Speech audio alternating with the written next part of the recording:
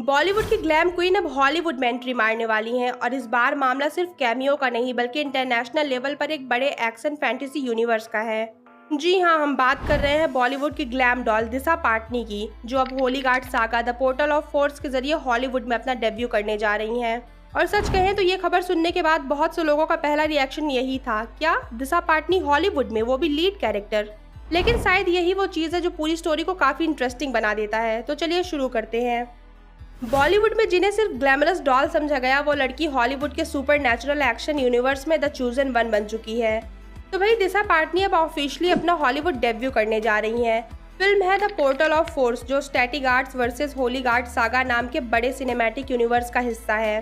Film में उनके साथ Kevin Spacey, Dolph Lundgren, Tyrese Gibson, Brianna Hildebrand और एरिक रॉबर्ट जैसे बड़े स्टार्स नजर आएंगे। और पता है सबसे इंटरेस्टिंग बात क्या है कि दिशा का इसमें कोई साइड कैरेक्टर नहीं होगा, बल्कि रिपोर्ट्स के मुताबिक वो जेसिका नाम का बेहद ही इंपॉर्टेंट कैरेक्टर निभा रही हैं, जिसे द चूजन वन कहा जा रहा है।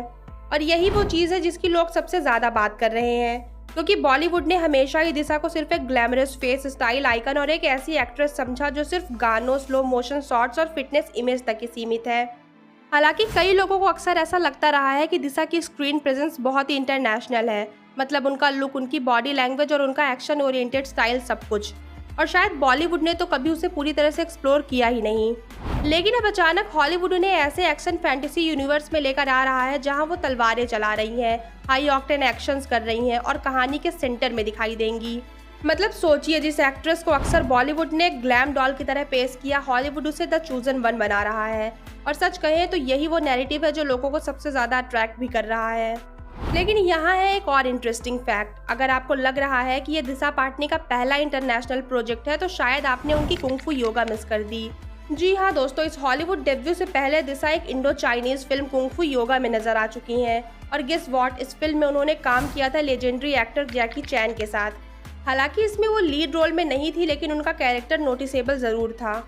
लेकिन इस बार मामला थोड़ा अलग दिखाई दे रहा है। द पोर्टल ऑफ फोर्स के ट्रेलर और रिपोर्ट्स ने बिल्कुल साफ कर दिया है कि दिशा का किरदार काफ़ी अहम होने वाला है।